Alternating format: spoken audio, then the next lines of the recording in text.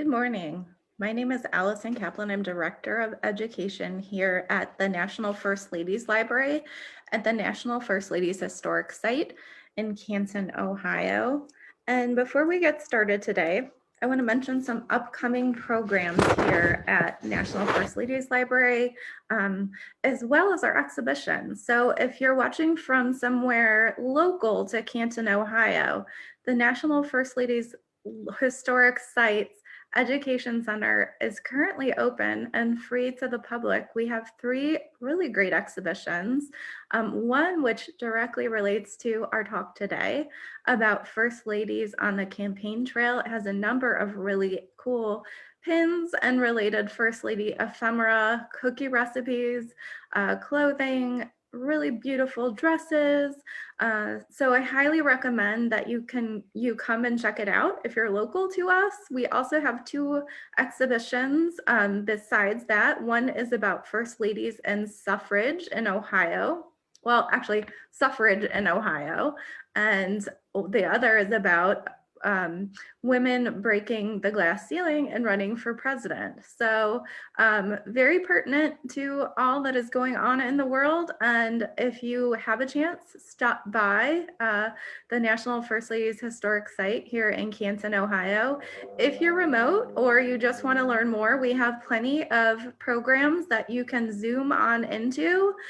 We currently have an education box that you can order about ladies in the laboratory. If you have a young child at home who is interested in all things STEM related, you can learn about ladies in the laboratory, groundbreaking women in science. And for the pop culture tie-in today, we actually have Hedy Lamarr as our box for this month. So not only was she a glamorous movie star, but she was a scientist too. And you can find out all about it. We also have a virtual book club. We are meeting on Wednesday of next week. And if you are interested, you can probably still knock out the book. It's really great, called The Invention of Wings by Sue Monk Kidd. It's about Sarah and Angelina Grimke and the young enslaved woman Hetty and their relationships. It's really worth reading. We have a great group of visitors who stop in to discuss books. So if you're interested in suffrage related history, First Ladies, the book club is worth checking out. You can register for any of these programs via the National First Ladies Library Facebook page or Eventbrite. We also have Christmas coming up. So next month we have all sorts of festive programs. There's even more coming that we will be announcing soon. But December 2nd, we have a legacy lecture with Jan Turnquist, Executive Director of Orchard House, the Louisa May Alcott House. If you recently saw the Greta Gerwig movie, it made a great backdrop in the film. And Jan is actually a performer who portrays Louisa May Alcott. So she's going to be performing in the house for us exclusively. And we're super excited about it. It should be really fun. If you've tuned in for our film program before, we are offering a documentary that you can screen via Hoopla with Stark Library, and that is about the Orchard House. So you can learn more information and see the performance. And there's information on our social media about that and how to access it. Little Women is a great film film and book for the holidays. And if you saw the PowerPoint scrolling with the programs, you probably saw some great First Lady holiday pictures. Betty Ford, we're doing a Betty Ford inspired Christmas craft class. So if you want to join us for First Ladies Night, you can sign up, and we're about to send out all the directions and materials you'll need for that project. And our curator, Michelle, is also going to be doing a curator's talk about Nancy Reagan's holiday cards. So if you saw that picture of Mr. T and Nancy Reagan and that caught your eye, you might want to sign up for that or tune in. That's going to be December 17th. You'll be able to access that on the National First Ladies Library Facebook page. So as we get to our talk today, I want to introduce John King, who is going to be speaking about female representations in political pins from 1976 to 2016. He comes to us from Bowling Green State University, where he is a graduate research assistant at the Browne Popular Culture Library. He has over 2 decades experience in archiving popular music and culture in his home state of Kentucky and at Berea College, where he received his BA in popular culture. So John, thank you so much for joining us today, and I'm going to turn things over to you. Thank you very much, and happy Friday the 13th, everybody. Let me get the presentation started.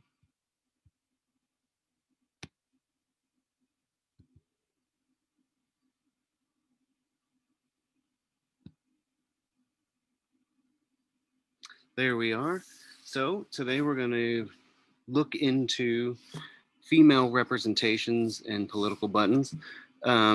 I was able to push it back to 1964. Originally, we thought 76, but I found a couple more hidden back there. So it's about 52 years in scope. It's about 120 buttons over 30 slides, but I'll try to be brief.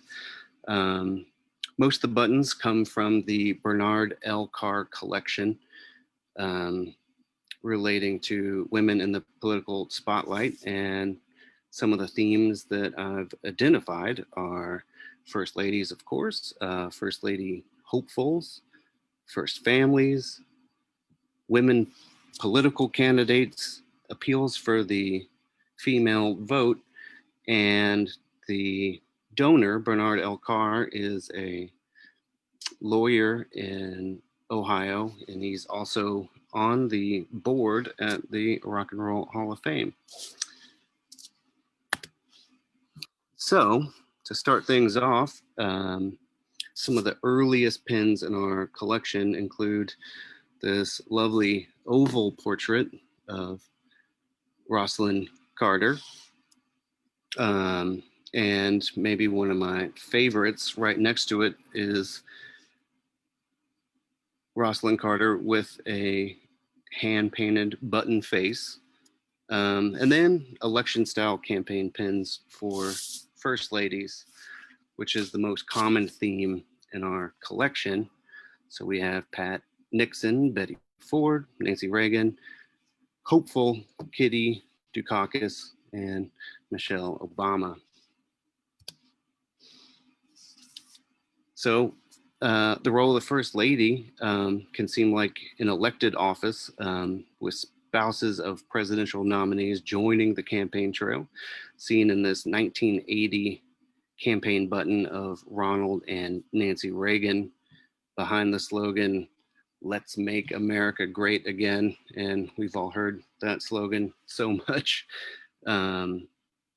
It's been used as far back as 1940 and in presidential campaigns since about 1964 with Barry Goldwater. It's also been used in Bill Clinton's 1992 campaign. Hillary Clinton used it in 2008, and of course, Donald Trump used it in both of his presidential campaigns. Depictions of presidential candidates and their spouses could almost be mistaken as campaign pins for president and vice presidential candidates, with slogans such as "Victory" and "People First."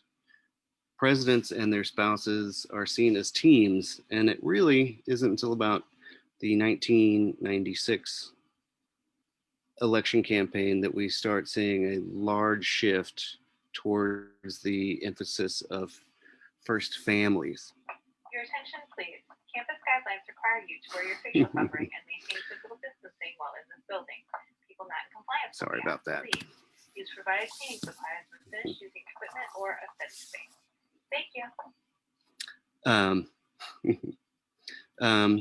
Well, we even see the children of those running pushed into the spotlight. The 2004 campaign button in the top left shows incumbent George W. Bush with wife Laura and the twins Barbara and Jenna. The top right button from the 2000 campaign has Vice President Al Gore's daughter, Corinna, pictured with the slogan "Youth for Gore" and "Corinna Rocks." She was the youth outreach chair for her father's presidential campaign, and along with actor and former Harvard roommate of Al Gore, Tommy Lee Jones, she officially nominated her father as the Democratic candidate for the 2000 Democratic National Convention. Also pictured on the bottom row are Barack Obama's daughters, Malia and Sasha, in the bottom right with their parents during the 2008 campaign, and again in 2012 with Re-elect Our Daddy. And even first pets make their way onto political buttons. As we see here, the 2013 inaugural button welcomes Bo, the Obama's Portuguese water dog, into his second term as first dog. Later in 2013, they welcomed Sunny, a female Portuguese water dog. Some of the most colorful and creative political buttons we have are the negative campaign buttons. And we see that first ladies are also attacked in negative campaign buttons. And it goes through the entirety of our collection. You can see this 1996 "Let's Kick Their Asses Out" button that shows the Clintons and Al Gore as donkeys being kicked off the White House lawn by an elephant. Uses the similar terminology, "Let's kick the Carters out of the White House."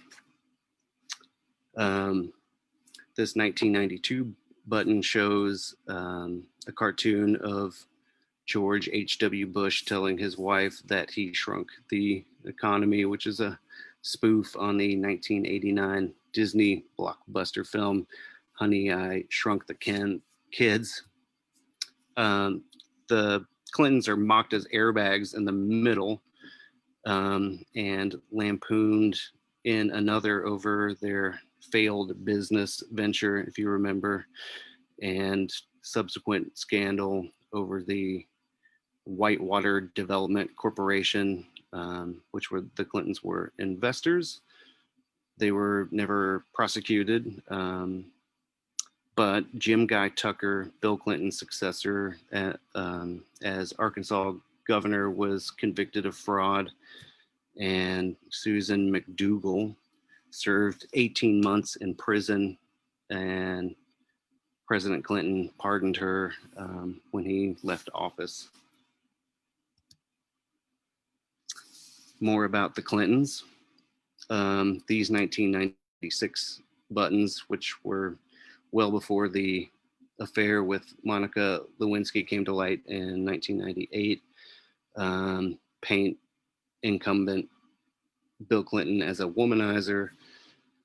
At the time, he was in the middle of a sexual harassment lawsuit filed by Arkansas civil servant Paula Jones, in which he later settled the case for $850,000. So, surviving 2 terms as First Lady, 2 presidential campaigns, 2 terms as a U.S. Senator, as well as the 67th U.S. Secretary of State, Hillary Clinton has acquired a large assortment of negative buttons, including the one in the middle, moving to New York to vote against Hillary from her 2000 campaign for U.S. Senate. and the Monica Lewinsky's ex-boyfriend's wife for president button.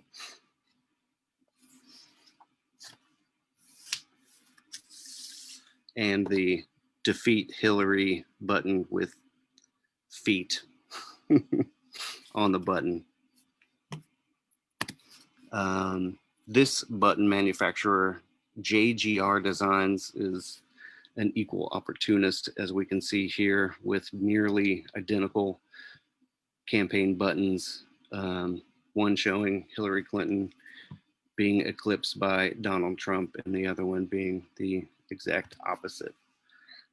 This wild button here shows Walter, Fritz, Mondale, and Dolly Parton, is in response to a National Federation of Republican Women luncheon that was held in August of 1984, where guest speaker Joan Rivers, in front of 2,000 guests, including Nancy Reagan and Barbara Bush, joked about Ronald Reagan's opponent Mondale having a female running mate, saying Dolly Parton should instead be his running mate because then you could call them Fritz and Tits, because there would be 3 boobs in the White House. I really like this button. This is a positive campaign button for Lady Bird Johnson, and it's the earliest one in the slideshow from 1964, but it is in response to an incident that occurred when First Lady Johnson embarked on a 4-day campaign trip to speak on behalf of her husband through 8 southern states aboard a train dubbed the Lady Bird Special. As Lyndon B. Johnson had just signed the Civil Rights Act into law, there was some resistance in the South to Lady Bird's arrival.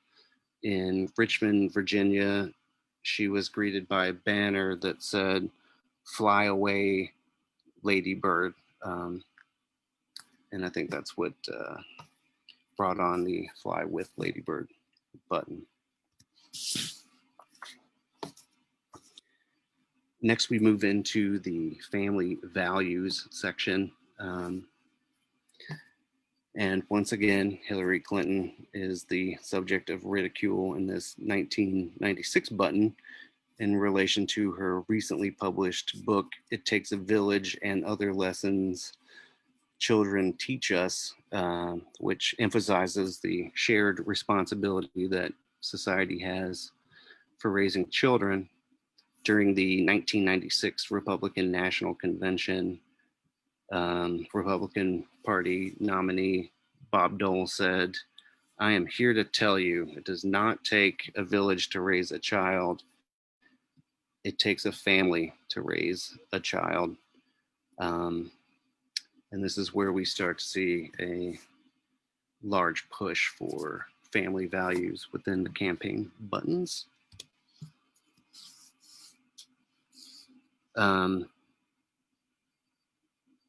As the first presidential election after Bill Clinton's highly publicized 1998 sex scandal with Monica Lewinsky and the 1999 impeachment trial, the 2000 presidential election saw a rise in this theme, while the Democratic Party pins that we see here for Al Gore carry earlier notions of a candidate and spouse as a team. Republican Party buttons push the candidate and spouse as exemplars for family values. We see these two with George W. and Laura Bush. They have a similar look to the Gore buttons, but with noticeably different wording, with the slogan, "Finally, a first family America can be proud of." And from 2000, the re-elect our first family, from 2004. And it goes even further.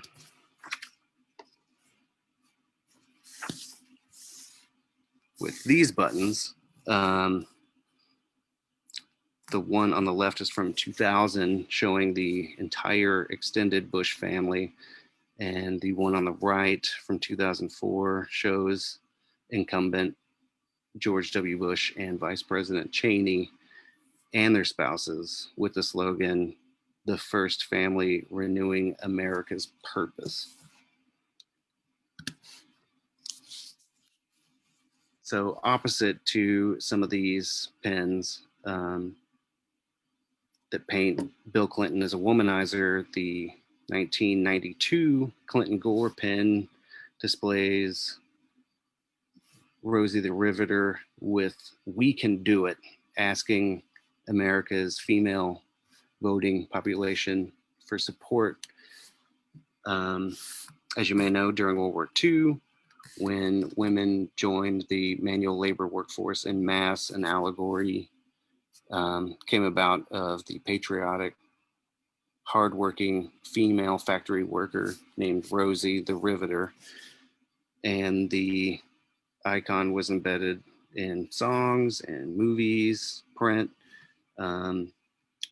This painting by J. Howard Miller was used heavily in campaign pens, as we see here in 92 and 96. And again, we see it with Al Gore in 2000 and in both Hillary Clinton's campaigns. So the one in the top left has a painting of Norman Rockwell's 1943 cover from the Saturday Evening Post of Rosie the Riveter, which was used by the Clinton Gore campaign, appealing to women by assigning their 1992 victory to the female voter with the "We Will Do It Again."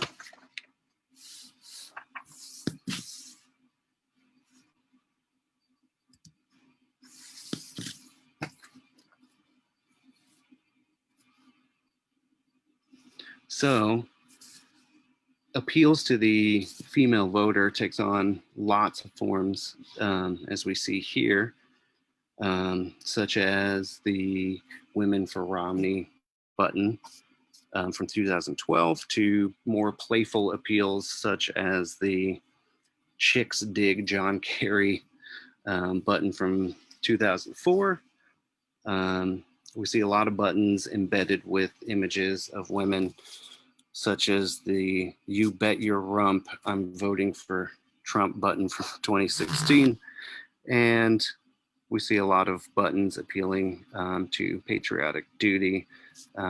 You can see that the sash worn by the Suffragette in this 1996 Bob Dole campaign button states "Spirit of 76 years," which is alluding to both patriotic sentiment towards the Declaration of Independence in 1776, as well as, at the time, 76 years of women having the right to vote.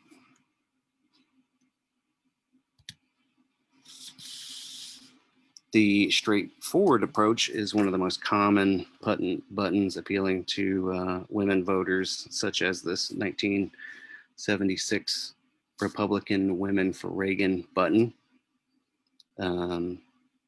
Of the "Women for Reagan" buttons that we have in our collection, the majority are from 1984, presumably to persuade female voters away from voting for Walter Mondale and Jerry Ferrera, which we see in the bottom in the red heart that says New York.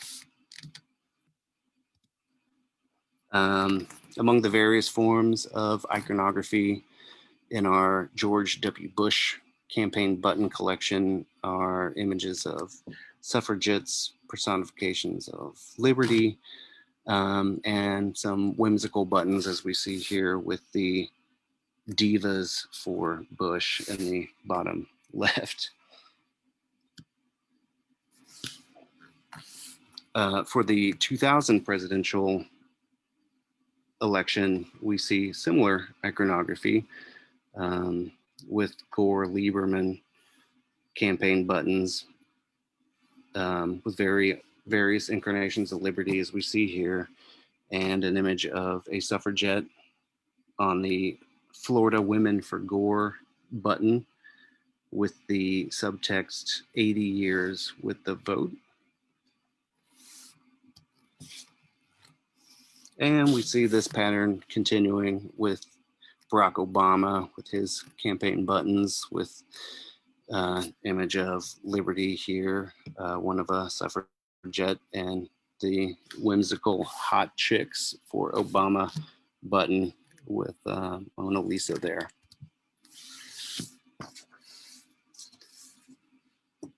Now we move into the theme of female candidates. And as we talked about, Jerry Ferrero ran for the vice presidential nominee alongside Walter Mondale in 1984, making her the first female vice presidential nominee representing a major political party.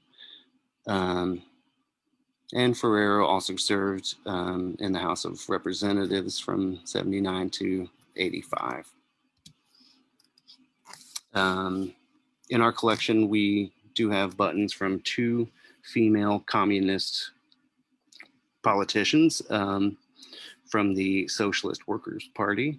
We've got Willie Mae Reed, who ran as vice presidential nominee in 76 and again in 1982 with James Warren. On the left, we have a campaign button from the 2000 Socialist Worker Party campaign with Margaret Trow running for vice president with James Harris as her running mate.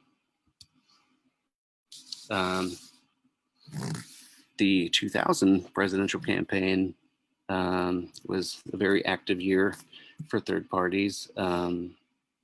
We have two buttons on the top row from the Reform Party with Pat Buchanan running for president and conservative political activist Izola B. Foster running for vice president. On the bottom row, we have a button from the Green Party with Winona LaDuke, who is an enrolled member of the Ojibwa Nation, running for vice president alongside of Ralph Nader. In 2016, LaDuke received one electoral vote for vice president, making her the first person in the Green Party ever to do so. She was not, however, the first person of significant Native American ancestry to receive an electoral vote, which was Charles Curtis, member of the Kaw Nation, who served as vice president of the United States between 1929 and 1933, which it's embarrassed to say I was not aware of. So I started working on this project, which was really neat to learn. I've learned a lot doing this project. In 2008, we've got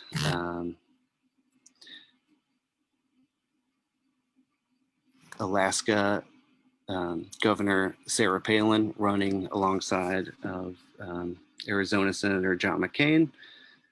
She was the first female Republican nominee for vice president in the United States and the second female vice presidential nominee for a major party after Ferrero.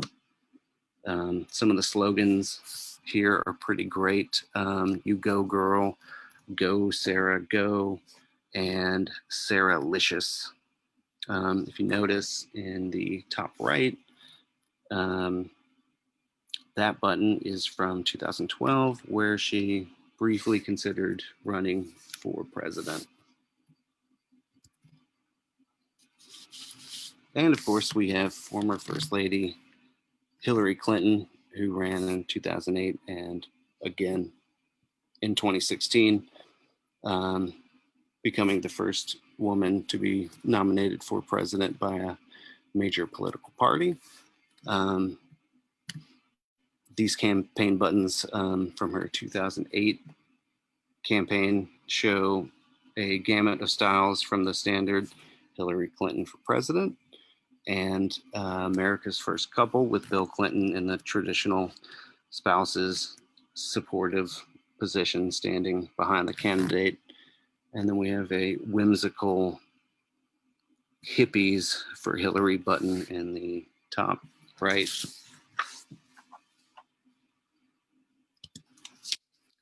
And in 2016, we have Carly Fiorina, the first woman to lead a top 20 company. She ran for president in the Republican primary, but suspended her campaign early in mid-February. Shortly after, she joined the campaign of Texas Senator Ted Cruz as his vice presidential running mate, but he suspended his campaign 6 days later, making her vice presidential candidacy the shortest in modern American history.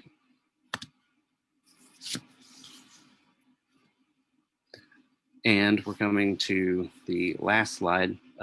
These are some of my most favorite buttons in the collection. They are presidential campaign tickets that never came to be. In the top right, we have, the top left, we have a button of George W. Bush and Elizabeth Dole. Dole had run for the Republican presidential candidacy in '99, but pulled out due to funding concerns. And shortly before the 2000 Republican National Convention, it was reported that Dole was on George W. Bush's short list for running mate. The list of potential candidates was created by former Secretary of Defense Dick Cheney, but Bush ended up passing up Dole and picking Cheney instead. In early 2007, media mogul and beloved talk show host Oprah Winfrey endorsed Barack Obama ahead of his 2008 presidential campaign. By December, she made her first campaign appearances, causing some to think that she would be named as the vice presidential nominee, as suggested in the button there on the bottom left. By mid-2008, it was clear that Hillary Clinton would not clinch the Democratic nomination for president, and speculation grew that she might be named as vice presidential nominee. So that's where this button came from.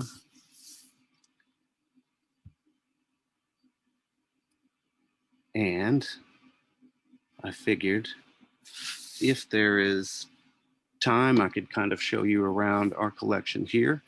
I don't know, Allison, what does it seem like? I think we have a little time. We had a few questions related to the pins. If we can go through those really quick. I know that you limited your scope for this talk today to start in the 70s. Someone was asking about buttons related to Eleanor Roosevelt. I know at the National First Ladies Library, we only have one in our collection, and it is an anti-Eleanor Roosevelt button. So I'm really curious if you encountered any Eleanor buttons or if there are any in your collection. We do not have any Eleanor Roosevelt buttons in the collection. We do have some items related to Eleanor Roosevelt, including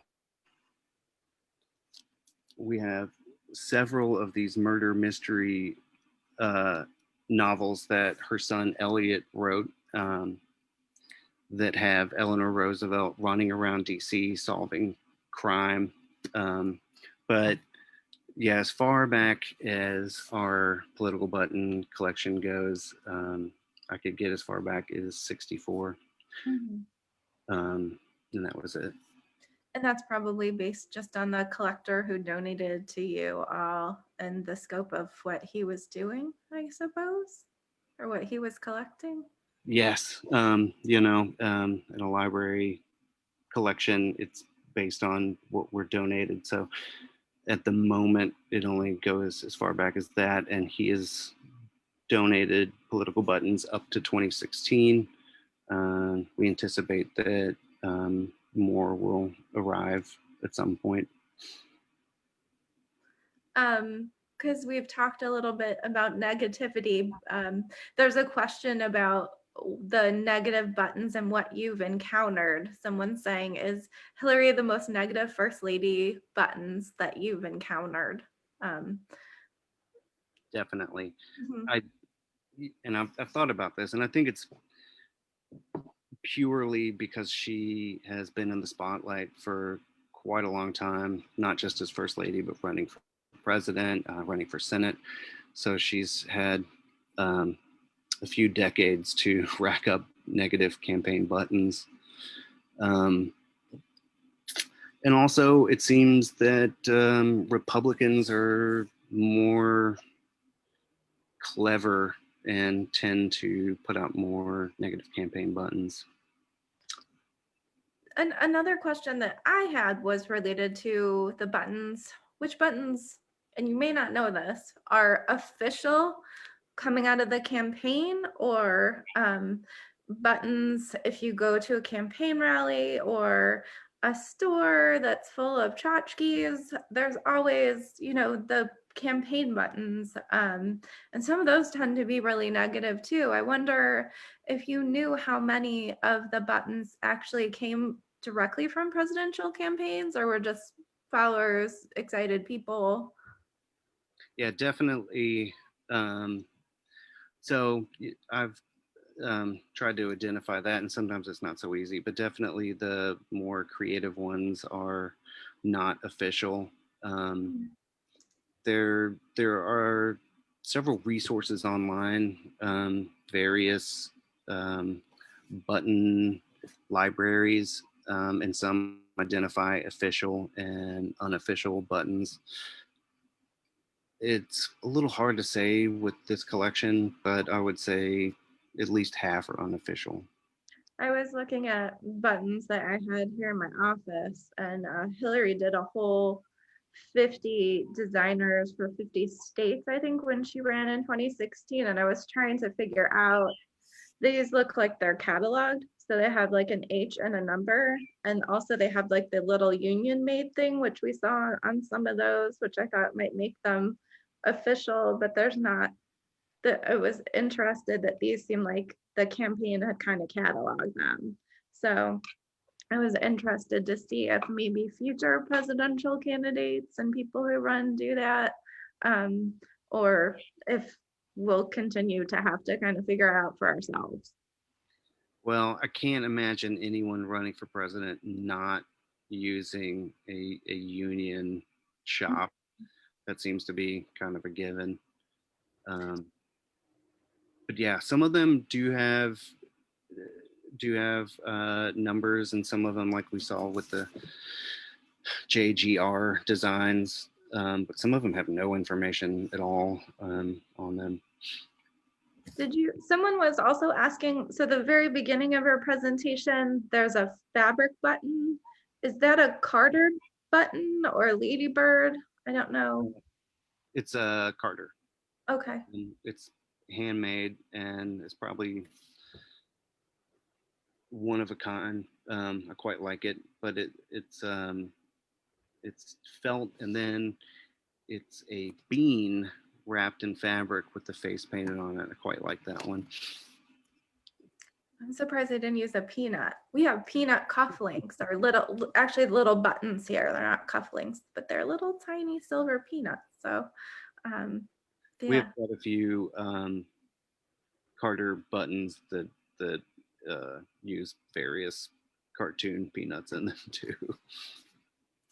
So I think that was all of the questions we had. You started to hint at the other stuff that you have there by showing those Roosevelt books, which I had never heard about. So let's check out what else you have. Yeah, so we're in the back of the library. We have a very nice reading room, and you can make an appointment on our website. And we can bring items out to the front, but you get to have a fun sneak peek right now. So I've just grabbed, let's see if I can get this in frame, some of the more creative presidential tchotchkes that we have. We have a Ronald Reagan and a Newt Gingrich mask there. We have Obama and Hillary action figures. Hers is actually called a Ready for Action figure. And Obama's is an action figure we can believe in. Both Hillary Clinton and Barack Obama have their own watches. There we are. Do have a playing card set of Barack Obama and various other people that were affiliated with the campaign. We have Oprah Winfrey is the Queen of Hearts in here. This one is of particular interest. It is a Barack Obama inflatable finger bop. But inside there are two different stickers. So you can buy it, and one sticker is pro Obama, like he's going to win the fight. And the other sticker you can see on the back there is McCain. So you can tailor the package based on whether you were for or against Obama during that campaign. And plenty of other things if you ever want to come in and take a look and see what we've got here. Can you tell us what other types of things the Browne Popular Culture Library collects besides political ephemera? I know you have like a huge romance collection of books. What other things are hiding in there? Yeah, it's been great working here to come across all the things that we've got. We have a quite incredible collection of occult books that go back a couple hundred years, that cover an amazing amount of subjects, from pagan to cabal, numerology, phrenology. It's quite neat. I like going into that section and just picking random books and seeing what I find. We were trying to figure out this the other day. We have about 200,000 cataloged items, but within that, so we might have, say, Playboy magazine, which is one cataloged item, but we have hundreds of editions. So within that 200,000 catalog items it could be, we think, 1 million or more items that we've got here. You can see in the background, we have a Build a Cat doll that we just got, and an Opus the Penguin doll. So we have items like that. We have a huge collection of board games throughout time. Lots of books, magazines. We have a huge catalog collection that I quite like. So Sears catalog that goes back quite a ways. Kind of goes all over the place. Lots of horror items. We have a Freddy Krueger talking doll that we displayed during Halloween. Do you take donations from people off the street? Say if they have a very large collection of Kiss ephemera that they want to get rid of, um, do you take anything from anyone, or do you have a specific acquisition sort of rules and regulations? Well, definitely our collection is based on donations, um, and um, calling or sending an email to discuss possible donations is the best route. But yeah, that's how we get most of our donations. Someone is asking, what resources would you recommend for learning more about pop culture archives in the library at Bowling Green? Oh, well, like I mentioned, you can go to bgsu.edu, the Bowling Green State University Library, and right off the bat, there is a library tab.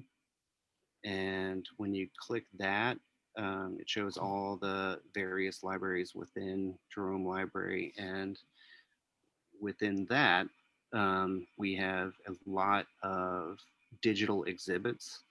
Um, so I put together several that give you an idea of what kind of items we have in the collection, um, and all the various learning aids associated with that. It's a great resource. And while you're on the website, there's a little bubble that says chat with a librarian. And so you can just hit that button and you'll be connected automatically and talk to one of us, possibly me. But yeah, the library website is quite extensive. And beyond that, we are available. Well, John, thank you so much for joining us today and putting together this presentation of political buttons from your collection. It's really interesting. I know people are enjoying it because I can hear Michelle, who's commenting, our archivist here from downstairs, laughing at the appropriate time. So we know it was a good presentation. So thank you so much for joining us. We It was really appreciate it. Yeah, it was a lot of fun, and like I said, head to the website or contact us if you have follow-up questions. And yeah, thank you again so much. Thank you, John. Happy Friday 13th. Thanks everyone for joining us. If you missed this presentation, you can catch it online at the First Ladies Library Facebook page. And if you're interested in checking out any other future programs from our organization, you can sign up there. So thank you so much, and everyone have a great weekend.